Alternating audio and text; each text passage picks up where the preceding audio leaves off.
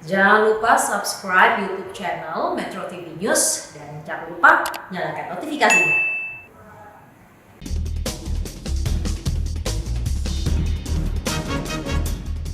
Terima kasih pemirsa, Anda masih bersama kami di Editorial Media Indonesia. Bang Usman, sebelum kita berdiskusi Bang, kita coba bertanya kepada Ketua PBNU yang sudah tersambung lewat saluran telepon, Pak Marsudi Suhud. Pak Marsudi Suhud, selamat pagi Pak, Assalamualaikum. Waalaikumsalam warahmatullahi wabarakatuh.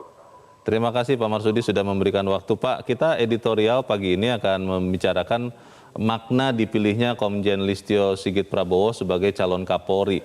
Beberapa orang mengatakan dari sisi kemampuan, pengalaman, dan wawasan sebetulnya seorang Komjen Listio sudah memenuhi persyaratan. Tapi ada yang bertanya bagaimana dengan latar belakang seorang Komjen Listio, khususnya agamanya yang karena adalah seorang Kristen atau Nasrani.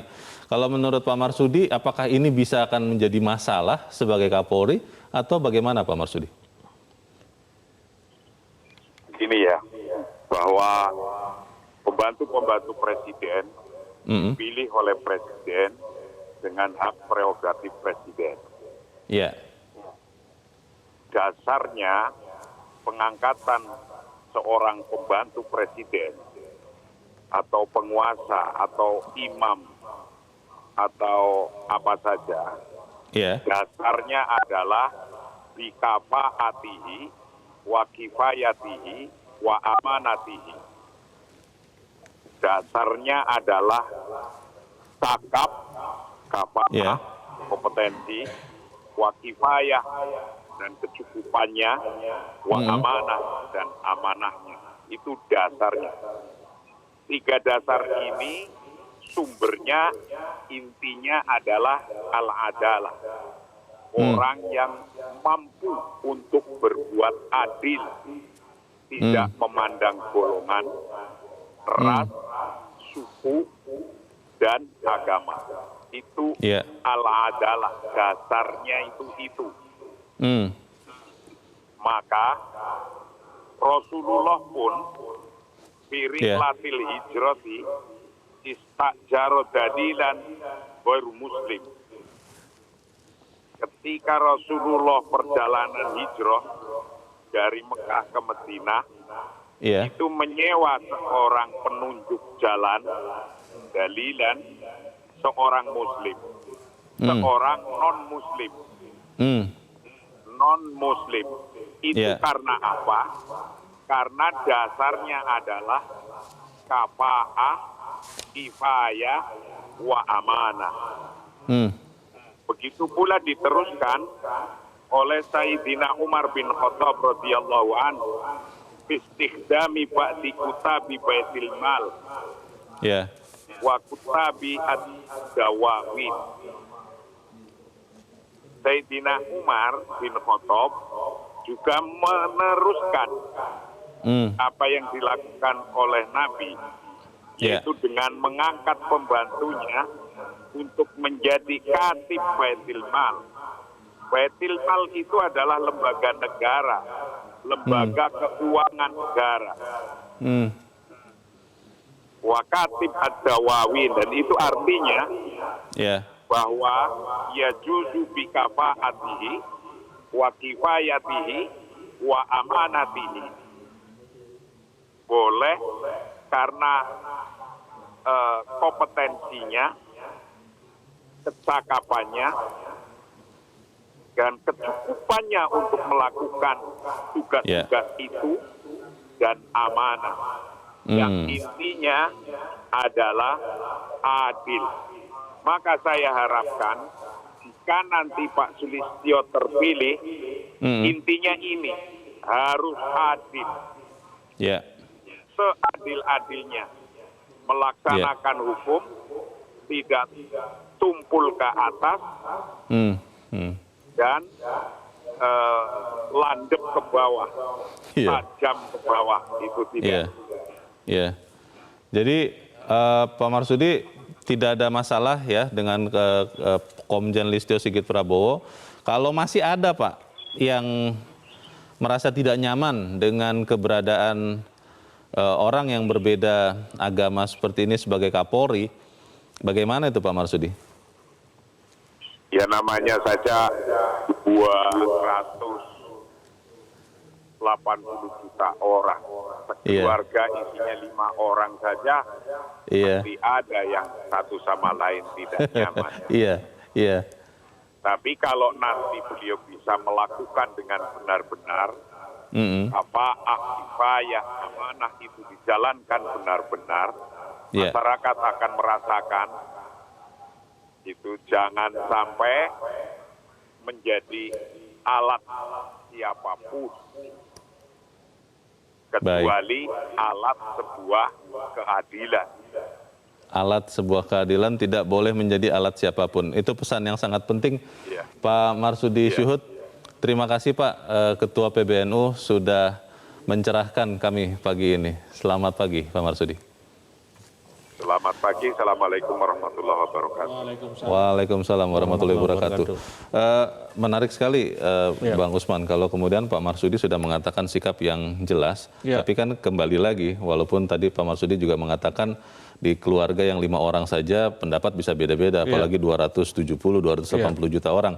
Tapi pertanyaannya begini Bang, kalau kemudian seorang Joko Widodo, Presiden, mengajukan nama Komjen Listio Sigit Prabowo sebagai calon Kapolri, apakah itu sudah melalui pertimbangan yang matang termasuk kalau ini kita katakan sebagai pembicaraan orang atau seperti apa? Ya, kemarin saya menulis di media Indonesia di kolom Podium itu saya pastikan bahwa Presiden menunjuk Komjen Listio Sigit itu pertimbangannya prestasi, kinerja, track record selama ini, bukan pertimbangan-pertimbangan identitas begitu.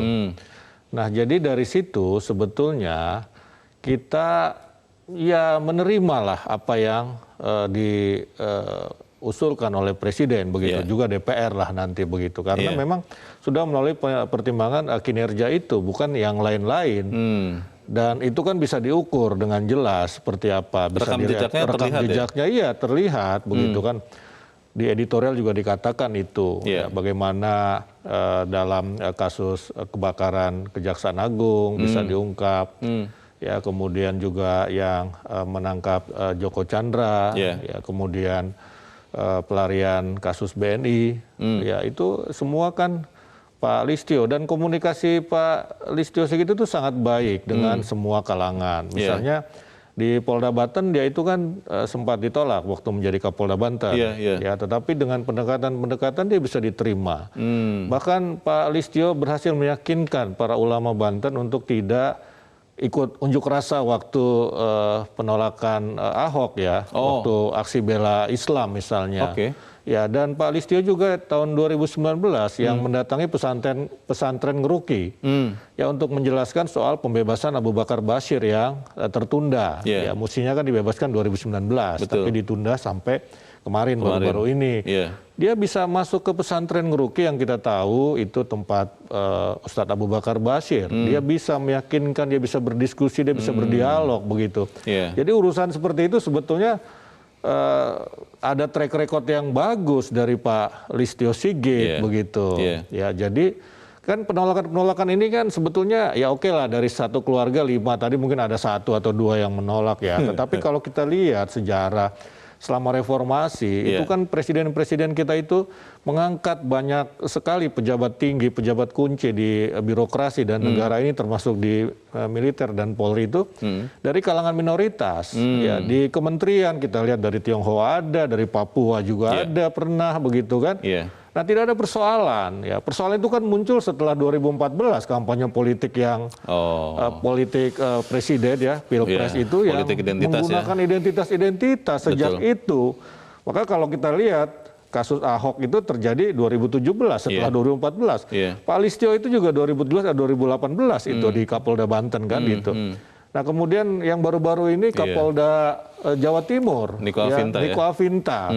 Itu juga kan baru-baru ini ya ditolak oleh pemuda Madura. Jadi sebetulnya bangsa ini cukup menerima keberagaman itu, tetapi karena kepentingan elit politik ya semenjak 2014 kalau kita lihat waktunya begitu. Nah, jadi saya kira apa yang dilakukan oleh Presiden Jokowi ini memberikan kita kepada pembiasaan. Biasalah itu, begitu kan? Kalaupun tidak usah jadi persoalan hal-hal yang sifatnya identitas tadi itu. Kalaupun mau ditolak, harusnya ditolak berdasarkan kinerja. Misalnya kinerja, prestasinya kurang atau pernah ada cacat, ya itulah tidak, tapi ini ditolak kan karena identitas, kan tidak dewasa itu artinya dalam berdemokrasi. Di bagian berikut Bang Usman nanti kita akan tanyakan kepada para pemirsa, tapi kita harus jeda dahulu dan pemirsa tetap bersama kami, Editorial Media Indonesia segera kembali. Terima kasih pemirsa, Anda masih bersama kami di Editorial Media Indonesia. Bang Usman, kita coba mendengar pendapat dari masyarakat pemirsa Metro TV. Kita sudah terhubung pada pagi ini dengan Ibu Upik Muara di Jakarta. Bu Upik, selamat pagi. Selamat pagi Bang Leo dan Bang Usman. Selamat pagi, salam sehat. Salam sehat Ibu. Bagaimana Bu Upik? Dipilihnya Komjen. Kalau menurut saya begini, itu mulai tahun 74-78 baru ada satu Kapolri yang dibilang Pak Widodo Budi Darmo tadi, baru sekali ini. Jadi menurut saya bangsa ini akan maju. Bangsa yang maju adalah bangsa yang dapat menciptakan kedamaian dalam perbedaan menurut saya. Gitu.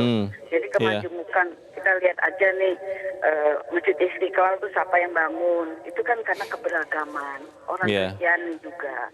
Gitu loh. Selama dia bersih baik, kenapa tidak? Janganlah kita membawa sara atau identitas politik identitas ini, karena kalau kita sudah menjurus ke situ tidak objektif. Jadi tidak ada alasan ya Bu untuk kemudian menolak karena latar belakang agamanya begitu Bu Upik? Oh, tidak ada alasan bagi saya ya, bagi mudah-mudahan orang-orang yang kemarin terkontaminasi itu sadar. Itu tidak ada alasan untuk menganulir Bapak Listio ini. Saya nggak memandang siapa orangnya. Pak Listio saya lihat track recordnya bagus, di antara 8 jadi 4 dan sekarang tinggal 1. Ya, jadi janganlah bawa-bawa identitas politik identitas. Dia bisa mendamaikan Banten luar biasa. Dia bisa mendamaikan Penguruki luar biasa. Gitu loh. Siapapun dia. Jadi bangsa ini harus ingat bahwa kita tuh banyak sekali menjadi kuat ini karena terdiri dari elemen yang perbedaan itu. Yang beragam. Nah, mudah-mudahan dengan ini terhapuslah noda-noda kemarin ini. Kita 2017 politik identitas. Kalau nggak ditunggangin politik tuh kita ini damai kok. Berapa orang sih tergelincir dengan politik. Saya kira seperti itu. Saya maju terus Pak Listio. Saya setuju, Bapak harus bekerja dengan baik, dengan memandang, tidak memandang dengan kotak-kotak ya Pak, tolong Pak ya. Siapapun yang salah kita sikat, siapapun yang bersalah sesuai dengan hukum yang berlaku. Terima kasih. Terima kasih Bu Upik Muara di Jakarta. Selamat pagi Bu. Di belakang Bu Upik ada Pak Ondo di Bekasi, Jawa Barat. Pak Ondo, selamat pagi. Selamat pagi Bung Leonard. Selamat pagi Pak. Silakan Pak Ondo, pendapat Anda Pak. Selamat pagi. Ya, disinilah Jokowi menunjukkan bahwa beliau bekerja profesional. Beliau memilih Kapolri tidak berdasarkan kulit, suku, agama, dan identitas lain. Jokowi telah mematahkan kesan bahwa Kristen sulit jadi Kapolri. Ini yang kedua setelah Pak Widodo di era Soeharto. Jadi kalau bisa pejabat-pejabat lain juga demikian. Di era Jokowi ada banyak menteri wanita ya. Jadi bila presiden berikutnya pengganti Jokowi seperti Jokowi, maka bisa jadi Kapolri nanti wanita, nggak ada masalah gitulah. Setelah itu. Saya berpesan kepada Pak Listio, ikuti jejak profesional Jokowi, memilih pejabat di bawahan Anda, jangan berdasarkan suku, agama, dan ras, harus profesional dan adil. Tapi tetap hati-hati, karena ada saja dari eksternal maupun internal yang ingin menjerumuskan Anda karena beda keyakinan. Itu tetap ada, pasti ada aja salah satu orang-orang tertentu yang memang antipati terhadap keyakinan Anda gitu loh. Jadi tetap bekerja adil, profesional. Kalau enggak Anda kepleset nanti gitu loh. Baik. Itu aja, Pak. Terima kasih. Baik, terima kasih Pak Ondo di Bekasi, Jawa Barat. Selamat pagi Pak. Di belakang Pak Ondo ada Pak Nugroho di Jakarta. Pak Nugroho, selamat pagi. Selamat pagi Bung Usman, selamat pagi Bung Leonard. Selamat pagi, silakan Pak. Ini menunjukkan kehebatan kenegarawanan Jokowi. Indonesia itu negara kebangsaan, nation state, bukan negara agama. tapi berketuhanan yang Maha Esa, kata Gus Dur. Jadi yang dikatakan Pak Marsudi tadi benar. Dipilih karena prestasi dan kemampuannya, kapabilitasnya. Nah, sekarang kita mengharapkan Pak Listio ini membuktikan kesetiaan kepada negara, konstitusi, rakyat, dan bangsa Indonesia. Keadilan, tanpa pandang bulu, jangan beda-bedakan agama, suku, ras, dan yang ketiga, rendah hati. Justru disinilah Indonesia akan maju, dan Jokowi sudah membuktikan lagi satu tindakan yang sangat negarawan. Ketika kesetiaan kepada negara itu muncul, kesetiaan pada kelompok, golongan, ideologi partai harus lalu. Ini yang hebat. Mudah-mudahan pilihan Jokowi ini benar, dan Indonesia akan menghadapi kemajuan menjadi negara yang hebat di dunia ini. Kita doakan Pak Listio. Baik, terima kasih Pak Nugroho di Jakarta untuk pendapat Anda. Selamat pagi Pak. Menarik pendapat para pemirsa, Bang Usman, tapi yang saya tertarik sekali dengan pendapat Pak Ondo tadi, yang mengatakan ya kelihatannya masih akan ada saja yang mau Pak Listio ini tidak berhasil karena perbedaan keyakinan, dan ini harus hati-hati. Apa iya Bang? Ya, itu harus diantisipasi. Mudah-mudahan tidak ada. Ya, kalaupun ada, Pak Listio mestinya saya kira dengan pengalaman tadi kita cerita di Banten, dia bisa melebur ya dengan masyarakat Banten. Yang awalnya sempat ditolak ya? Sempat ditolak, dia bisa melebur, dia bisa chemistry-nya baik dengan para ulama, dengan pimpinan pondok pesantren di Banten. Kita tahu Banten adalah provinsi yang sangat islami begitu, dia berhasil melakukan itu dengan pendekatan-pendekatan kemanusiaan, human touch begitu ya, sentuhan kemanusiaan, bukan dengan sentuhan-sentuhan yang sifatnya keamanan begitu ya, keras begitu. Polisional polisional, tidak begitu. Itu tadi yang disebut rendah hati itu. Ya, kemudian ya rendah hati, dia mau mendatangi ulama begitu kan, tidak arogan. Begitu juga di Ngeruki tadi, dengan track record seperti itu, kalaupun nanti ada dari internal atau eksternal, seperti yang disampaikan Pak Ondo tadi, kita yakinlah Pak Listio Sigit itu bisa menyelesaikannya.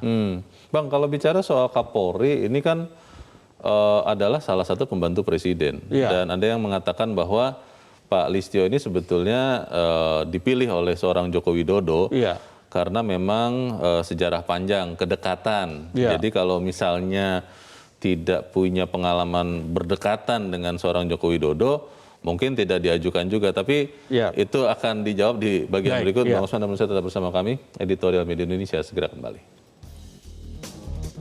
Bang Usman, sebelum jeda tadi saya bertanya bagaimana pendapat orang yang mengatakan bahwa seorang Komjen Listio Sigit Prabowo itu diajukan oleh seorang Joko Widodo lebih karena kedekatannya dengan seorang Joko Widodo. Bagaimana Bang?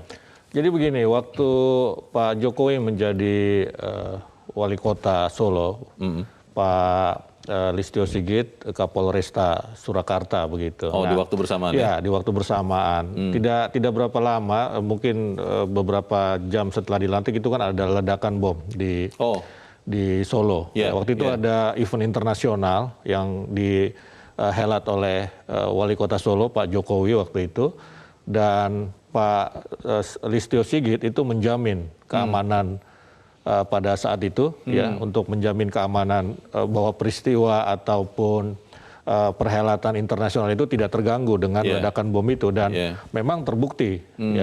Artinya apa? Memang ada prestasi di situ sebetulnya.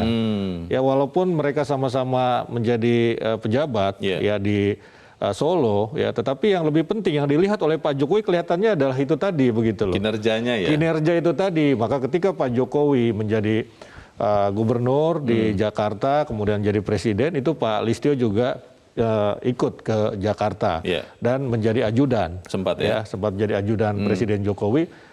Dan saya kira kalaupun itu dibaca orang sebagai salah satu penyebab Pak Jokowi mengajukan Pak Listio Sigit, itu saya kira bonus lah, nilai lebih lah. Yang utama tetap adalah kinerjanya. Toh dulu waktu misalnya Pak Jokowi mengajukan Pak Idam, Kapolri sekarang, Idam Aziz, itu kan tidak ada urusan dengan kedekatan juga begitu kan? Iya. Ya. Jadi kita harus melihatnya seperti itu begitu. Ini sampiran aja lah, bonus nilai lebih kira-kira seperti itu. Tapi yang utama adalah prestasinya tadi itu begitu. Bang, tapi kalau kemudian masih ada saja yang misalnya ya, semoga tidak.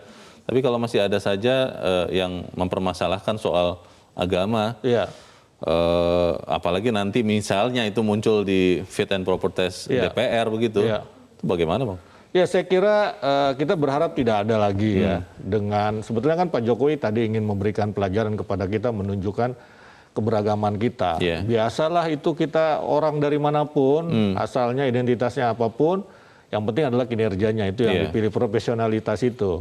Dan saya kira DPR mestinya tidak mempersoalkan itu ya, karena memang sebetulnya kewenangan penuh ada pada presiden, ya cuma karena Undang-Undang Polri 2002 maka perlu uji kepatutan dan kelayakan.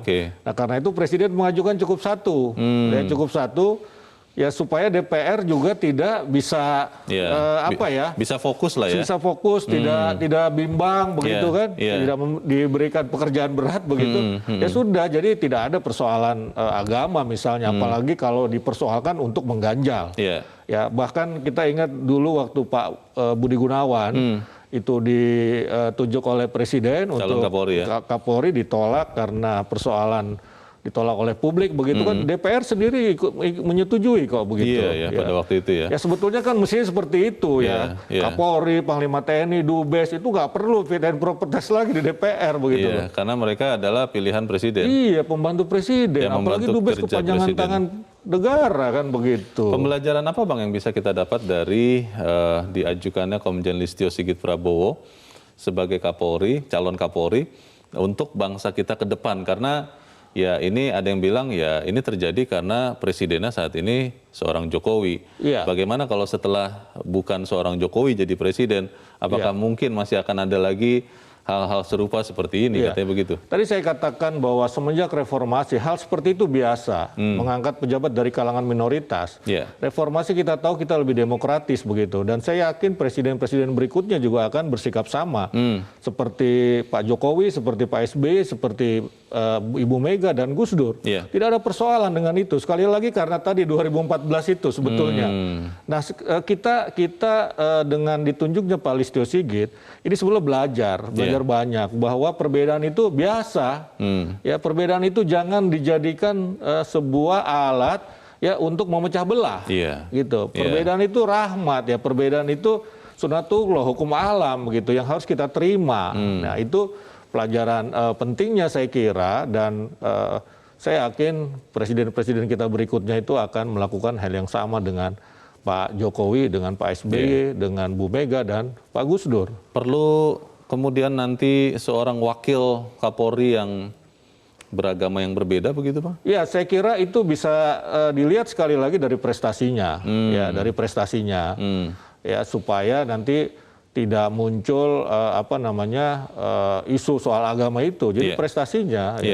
Kembali lagi ya. Betul, prestasi. Kembali lagi kepada prestasi, dan kira-kira dia bisa bekerja sama dengan Pak Listio begitu. Dan Pak Listio itu orang yang bisa bekerja sama dengan siapapun kok begitu. Dengan ulama Banten aja begitu ya, dengan masyarakat Banten dia yang menolak itu dia bisa yang menolak saja bisa diyakinkan. Bagaimana lagi yang lain ya? Yang lain begitu. Baik. Kita harapkan kemudian ini membuat juga kita benar-benar menjadi negara kesatuan Republik Indonesia, bukan hanya sekedar kata-kata. Bang Usman Kansong, terima kasih Bang sudah hadir di tempat ini. Selamat pagi. Selamat pagi. Pemirsa, dipilihnya Komjen Listio Sigit Prabowo sebagai calon Kapolri adalah penegasan bahwa bangsa ini dibangun berpilarkan keberagaman. Ditunjuknya Komjen Listio adalah penekanan bahwa setiap anak bangsa, saya, Anda, punya hak yang sama dalam urusan bangsa meski berbeda latar belakang. Dan pemirsa, itulah akhir dari editorial Media Indonesia Satu Pagi ini. Namun kita masih akan melanjutkan Selamat Pagi Indonesia bersama teman-teman Sarawin dan Clara Elverina.